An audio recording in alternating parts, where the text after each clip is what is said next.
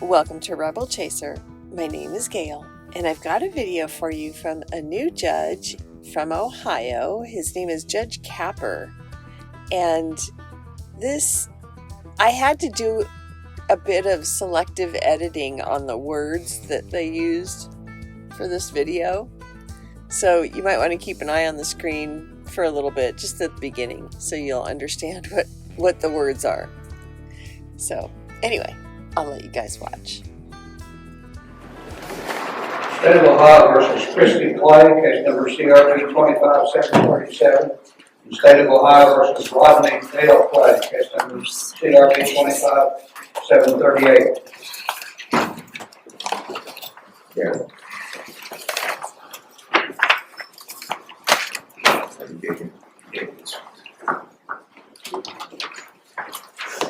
All right, ma'am, you're Christy Clay? Yes, sir. That's 25737, and you're Rodney Dale Clay? Yes, sir. Okay, the bailiff's gonna hand you copies of the charges. And it looks like you're both charged with domestic violence. It's alleged against both of you that Rome Township on November the 14th, that you knowingly caused or tried to cause physical harm to the other person, and that you're a member of the same family or household. That makes it domestic violence. Maximum penalty is 6 months in jail, $1,000 fine. Do you each understand the charge you face? Yes, sir. Yes, sir. Do you understand your rights? Yes, sir. Yes, sir. How do you wish to plead? No contest. No contest, sir. Okay. No contest means I'm not admitting I'm guilty, but I'm not denying it either. And I agree that I can be found guilty without calling a lawyer. If you think what the state says it has as evidence is enough to convict me, you can find me guilty without calling a lawyer. So most of the time it results in a guilty finding because you're not putting up a defense to the charge. Do you understand that? Yes, sir. Yes, sir. Is that what you want to do? Yes, sir. Yes, sir. Okay. All right, I'll accept your no contest plea. State have a report on you. Yes, Your Honor. This is from Corporal Orsbon from the Lawrence County Sheriff's Office. November 14th, 2025, I was dispatched to 219 Jones Street, Proctorville, around 10 p.m. in the evening for a domestic. Upon arriving, a male and female was inside, and the female was standing in the kitchen screaming, and the male was sitting on the couch in the living room.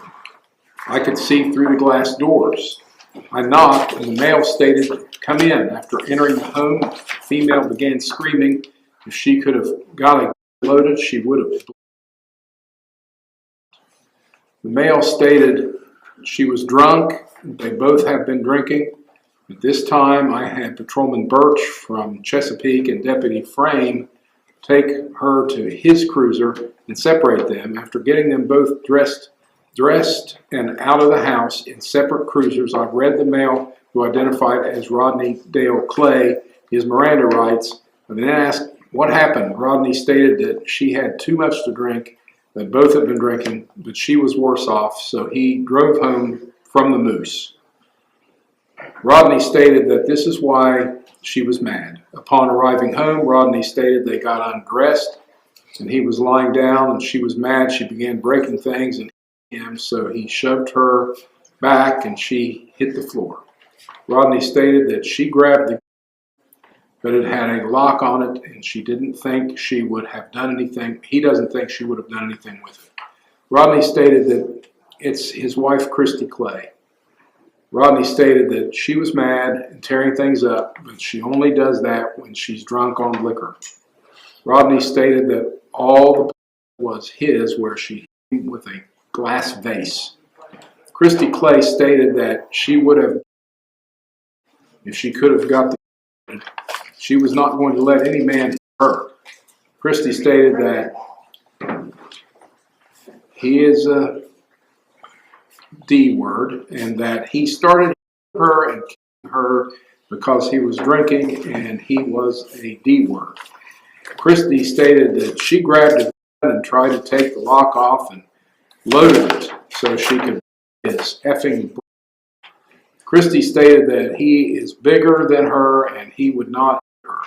Christy stated that she did throw the glass vase because he hit her.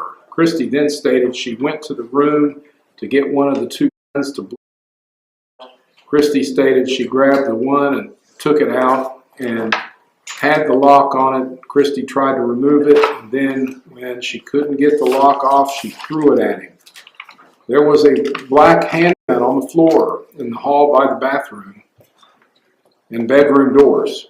Rodney stated the other was in his top drawer, and if we needed it, we could get it as well. The black handgun is a Taurus G2C 9mm with a serial number on here. Has a lock through the barrel and out the slide. The one in the drawer is a Taurus G2C 9mm with a serial number. This gun was fully loaded and had one located in the top dresser drawer under socks. I took pictures of everything before I ran the numbers in the handguns and documented the scene. I placed both Rodney and Christy Clay under arrest for domestic. I routed both guns, clips, into evidence. Rodney was transported by Corporal Shannon Orsbon and Christy by Deputy Chris Frame to the Lawrence County Jail. And do you all have anything you want to say in response to Deputy Orsbon's report to the court? Yes, sir. There was no excuse for what happened. We both made a mistake. Yeah, that sounds like it could have went way south quickly with what was going on. Lucky you're just here for domestic violence and not something way more serious. I love my wife. How long have you all been, you're married, right? Yes, sir. How long have you been married? 13 years. Well, just as a neutral observer, I'm going to say we need to address the alcohol issue here. You agree? Yes, sir. You both agree? Yes, sir. Yes, sir. That was a very dangerous situation for both of you. I don't want to see you get hurt. So, are you willing to go to counseling over the substance We can go to counseling, sir. issues? Okay, Mr. Deal, what's the state have to say about this?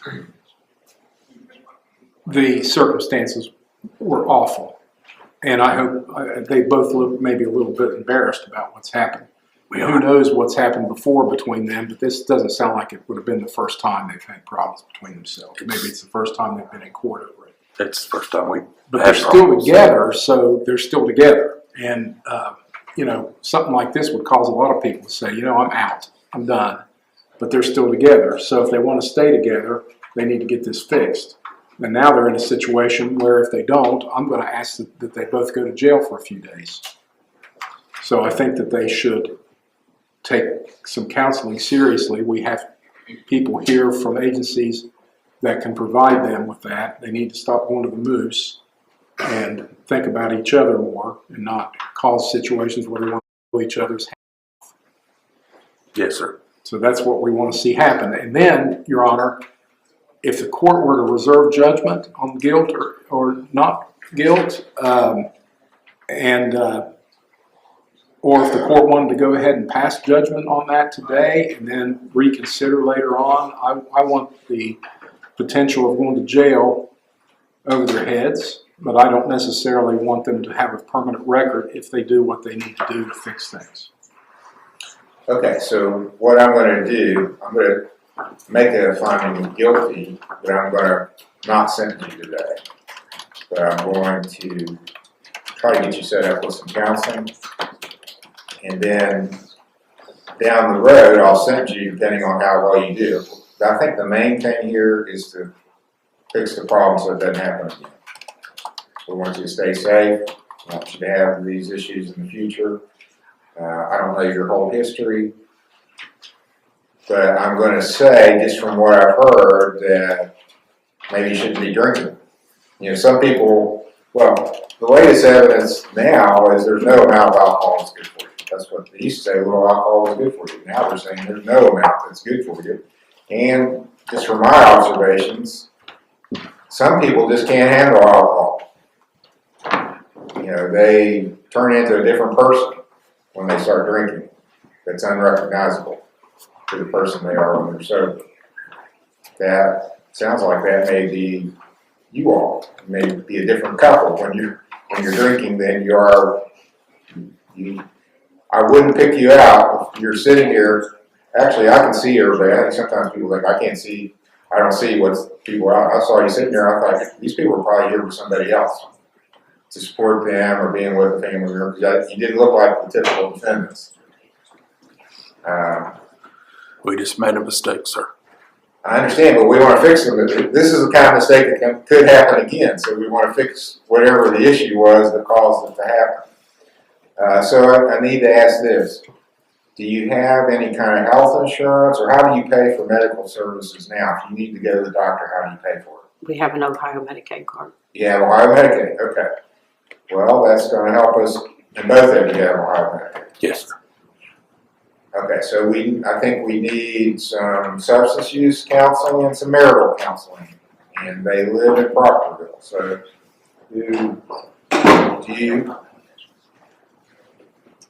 would you prefer to go to a faith-based program or a secular program? Does it matter?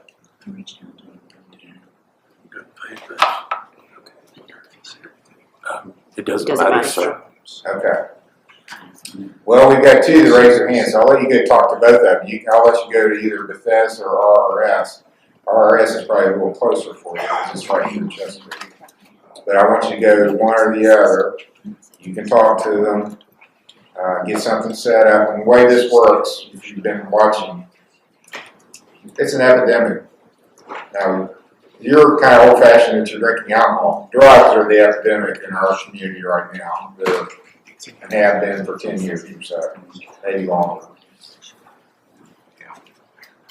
80% of our criminal docket, I've said, the root cause of them being here is some sort of drug issue. But alcohol's a problem too, and so I want to address that and fix it for you. I want you to fix it for yourselves, really. So you'll come back periodically, and I'll get reports as to how you're doing. They're going to tell me, we had people today that did really well. We had somebody that failed their screens and didn't go to counseling as they were supposed to and got a bad report. So if you're here, I told that person he could go on down to the common pleas if he doesn't get his act together. So I want you to do well. You get the reports here to me as to how you are doing, and then eventually I'm going to sentence you. And obviously, the better you do, the better I can do on the sentencing, up to, it's a possibility I'll just dismiss it, because this is one of those charges, like an OVI, that's what they call DUIs now, OVI. It stays on your record. It doesn't go, there's some things you can get expunged off your record after a certain period of time. This is not one of them. You cannot get a domestic violence expunged off your record. It stays on your record, just like an OVI does. It stays on your record. So, you do really well, we'll keep it off your record. You won't even have that on your record that you got convicted.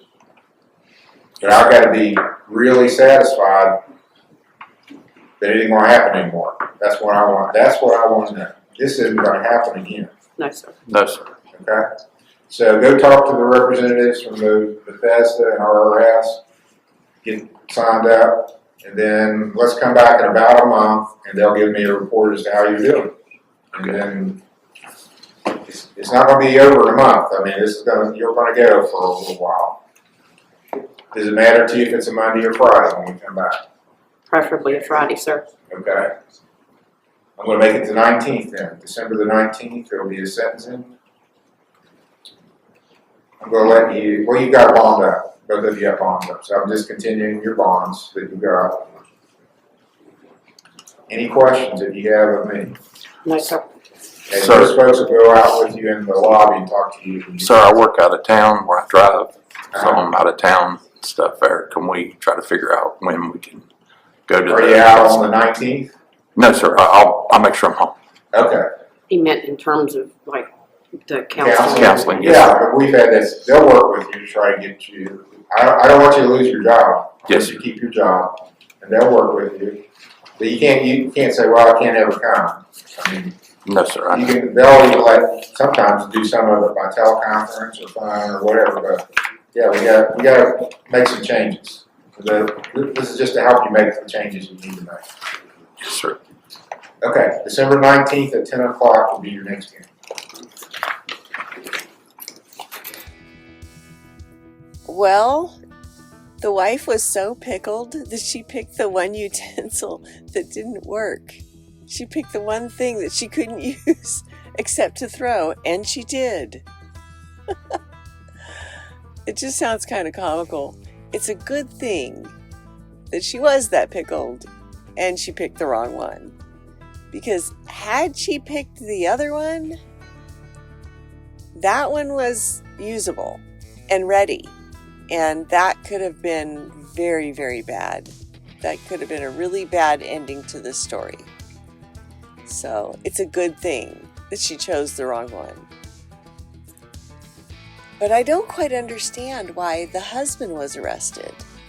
The only thing I can think of, because like they said at the beginning, he was the one that had injury, visible injuries. And the wife admitted to what she was trying to do. So I still don't quite understand why the husband was arrested. He was definitely not the aggressor. The only thing I can think of is that the police just decided, we'll let the court sort it out. We'll just let them deal with it, figure it out. Because they couldn't, on the scene, they couldn't figure out who was what, who did what, and what. There were things flying through the air. So anyway, thank you guys so much for watching, and I'll see you another time.